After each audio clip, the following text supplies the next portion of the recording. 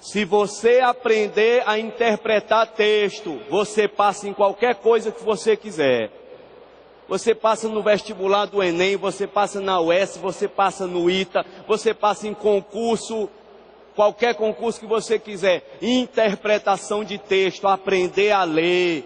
Nós temos o hábito de não saber ler. A gente só faz decodificar, que é juntar as letrinhas, e não é. Tem que aprender a fazer a inferência, que é buscar as ideias do texto. Bora de novo. Agora é Drummond. Penetra surdamente no reino das palavras. É um pedido ou uma ordem?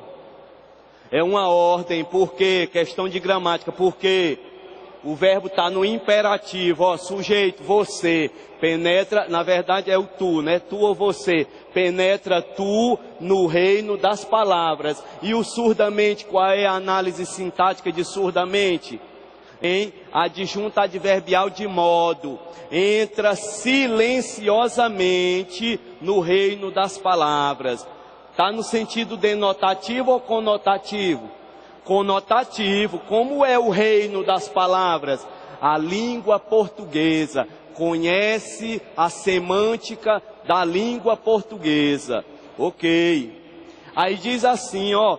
Lá estão os poemas que esperam ser escritos. E lá, cada palavra, uma tem 1000 faces secretas sob a face neutra. A palavra tem 1000 faces escondida embaixo de outra palavra. Como é o nome desse recurso?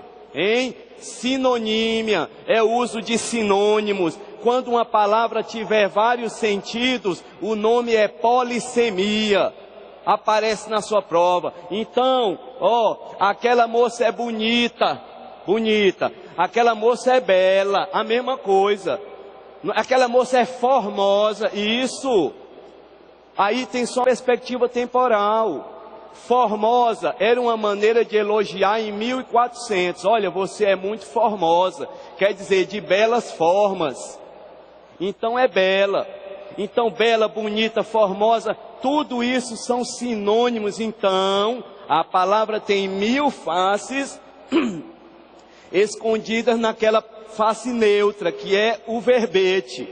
Está aqui o dicionário, tem o verbete, e ao lado tem o quê? Os sinônimos, os vários significados daquela palavra. Compreendido o negócio? Beleza, está explicado então. Aqui na sua apostila, dê uma olhadinha aí na página 27. Explico o que é texto, eu não preciso ficar lendo. Basta você ouvir e entender, ó, o que é texto. Texto é toda aquela ideia, toda aquela forma de expressão que passa um sentido, que consegue comunicar. Então uma frase é um texto, um poema é um texto, essa apostila é um texto, essa camiseta do Academia Enem é um texto. Na hora que você vai saindo, lá está o menino na parada, você diz, esse menino estuda dia de domingo. Você já está interpretando a pessoa por causa da camisa que ele está usando. Tudo isso é texto, então uma pintura é um texto. Tá bom? Poema, pintura, filme, música, tudo isso é texto. O que é que a gente faz aqui? Interpretação de texto.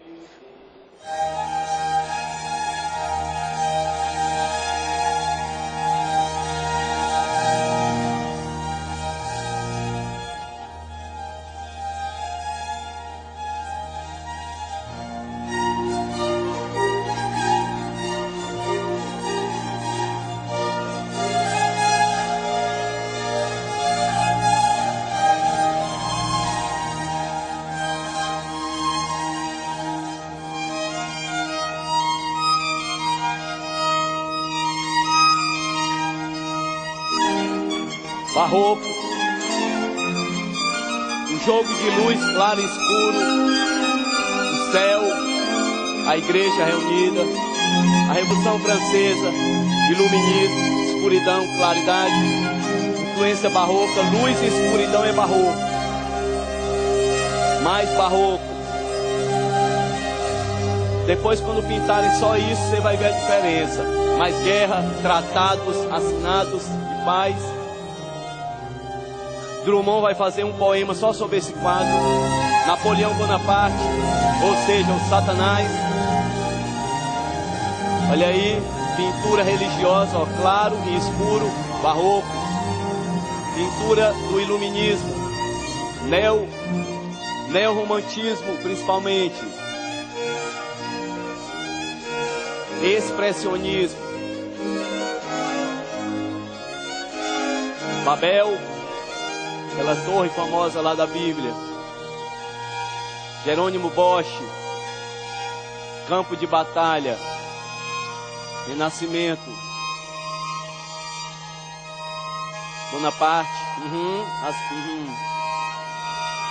Você entende até né? Olha aí, é texto. Seguindo. Veneza. Aqui você tem Tiziano, Rafael, Da Vinci. Dificilmente você vai ter tantos modernistas, né? Mas os grandes nomes da época do Renascimento.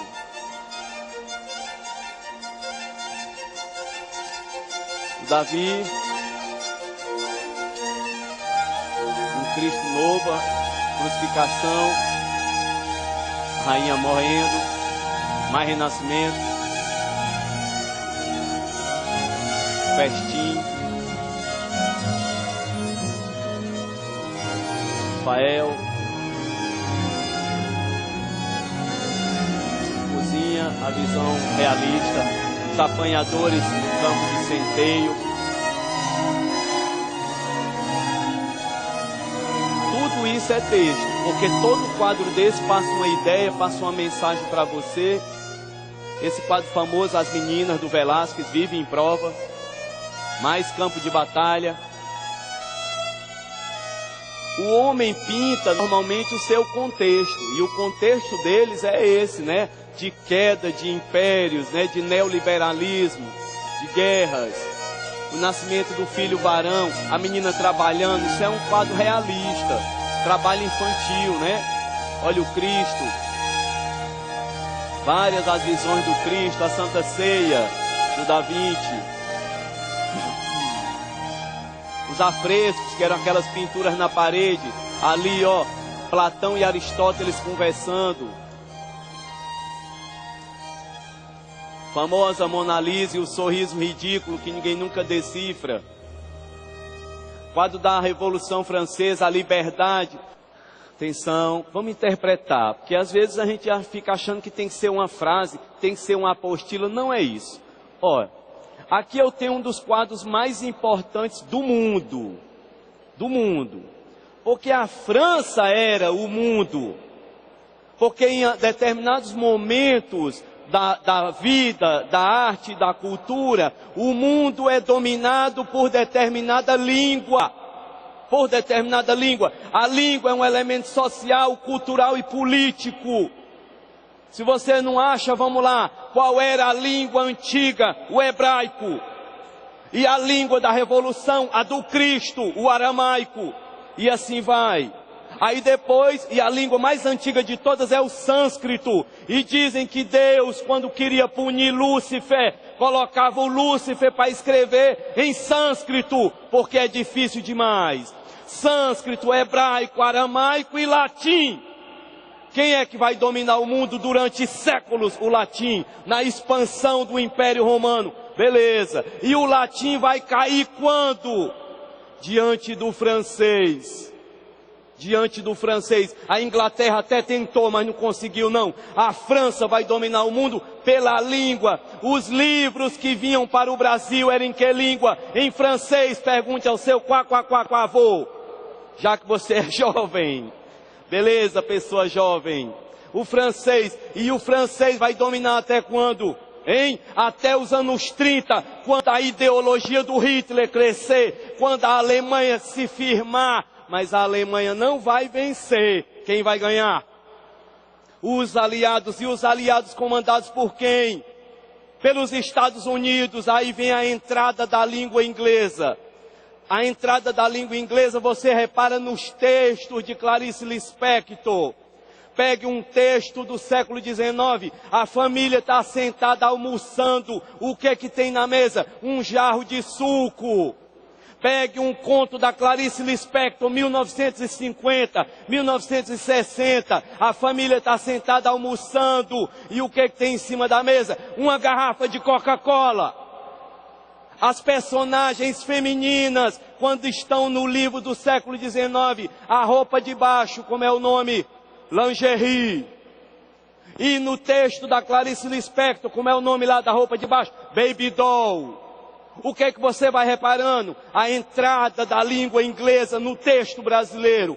Um projeto de, digamos assim, de crescimento cultural e de afirmação de uma língua estrangeira dentro da terra do outro. E hoje, tudo que você diz é em inglês. Aí comer bem ali é no self-service. É um fast food. E não sabe nem dizer self-service. Diz é service. Vai passar é muito na prova de inglês. Consegue nem pronunciar a porcaria. O inglês dominando até quando? Até hoje. Mas o Brasil, o maior volume de negócio do Brasil não é mais com os Estados Unidos. É com quem? É com a China, a maior economia do mundo, para você ter uma ideia. E é por isso que bem ali na UES tem curso de mandarim. Porque você sabe que um advogado esperto, uma pessoa de economia e administração espertos, eles já estão cuidando da língua do futuro, mandarim. Então você vai lá, ó, hebraico, latim, aí segue, ó, francês, inglês, alemão, aí houve o aborto do alemão. O Brasil era para falar alemão, se você não lembra, claro, não lembra, quem lembra é o teu avô, o Vargas flertou com a Alemanha. Era para ser alemão. Aí falamos inglês hoje. E um dia, todo mundo falando aramaico. Advogado decente, já sabe 3 línguas. Língua portuguesa, inglês e mandarim. Para ganhar dinheiro lá na China. A língua do momento é a França que vai determinar. No meio deste quadro tem uma mulher. Quem é? É uma deusa. É a liberdade. É ela que está chamando os revolucionários. É ela que chama os homens para a luta, a liberdade. Por isso que esse quadro representa a liberdade francesa, a Revolução Francesa. E qual é o lema que tem lá? Liberdade, não é isso não? Igualdade e fraternidade. Se você prestar atenção, cada século que a gente viveu é resumido nessas 3 palavras, não é? Nesse período do século XVIII até o século XIX, o ser humano lutava pedindo o quê? Liberdade. Entramos no século XX e o ser humano queria o quê? Igualdade. Se lembre que a mulher pede a igualdade, um movimento feminista, anos 20 e 30, que está representado nessa novela que está repetindo, da Catarina e do Petrúquio. Tem lá os movimentos feministas, confere? Aí você olha, tem as mulheres com cabelo bem curtinho, porque a mulher, ela quer liberdade. Século XIX, liberdade. Século XX, igualdade. Estamos no século XXI, qual é a palavra que é para imperar hoje? Fraternidade. E a gente não consegue. E a guerra lá na Síria, e em vários lugares, e a intolerância religiosa no Oriente Médio. E por que o ser humano não presta? Porque ele é intolerante, porque ele não aceita a sexualidade do outro, porque ele não aceita o que o outro quer. Por não aceitarmos o outro, é que a humanidade está do jeito que está. Essas 3 palavras, se elas fossem seguidas, a humanidade era outra. Liberdade, todo mundo com o direito de se expressar e de ser o que quiser. Igualdade, porque pretos, brancos, amarelos, vermelhos, todo mundo é igual. E na hora que eu trato o outro como irmão, o único mandamento que o tal do Cristo deixou, eu serei muito melhor na vida e no mundo. E ninguém faz isso, ou raramente se faz. Esse quadro diz tanta coisa que você nem imagina. 1969 se chama Revolução Sexual. por causa da Revolução Política de 68, que aconteceu onde? Na França. Na França, os estudantes vão tocar fogo na universidade, revoltados contra o regime de repressão. E tudo que eles queriam, poder estudar, se divertir, beber, mas o reitor não queria, eles tocam fogo na faculdade. No ano seguinte, por causa de tanta pressão, o ser humano vai de alguma maneira representar a sua liberdade no sentido sexual. Em 1969, na Inglaterra, nos Estados Unidos e na França, várias mulheres vão retirar o sutiã em praça pública, vão fazer uma fogueira enorme e tocar fogo. Por que que em 1969 as mulheres vão retirar o sutiã e tocar fogo? Elas estavam querendo o quê? Liberdade. Liberdade para ter filho ou não, para abortar ou não, para transar com quem quisesse, pedindo isso, essa liberdade. Então por que que as mulheres tiraram o sutiã em 1969? Porque essa deusa também não tem sutiã, ó. E ela representa o quê? A liberdade. Você levou uma vida inteira olhando para os peitos da deusa e nunca entendeu por quê. Entendeu hoje? Já estamos felizes aqui, né? Os cientistas reunidos, a intelectualidade, reis, poetas, artistas, românticos, apaixonados, é a cara, julgamentos, Cristo tirado da cruz, mais guerra, festas,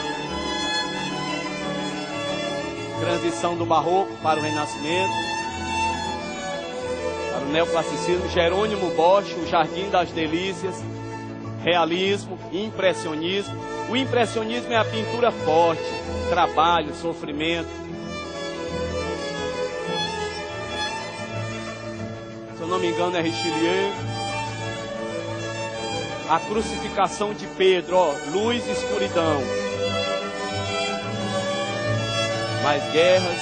O homem retratou ao longo da história as guerras mais do que as celebrações amorosas, porque é o que mais existe. É mais guerra, não é mais amor não. Tomé enfiando o dedo na chaga do Cristo.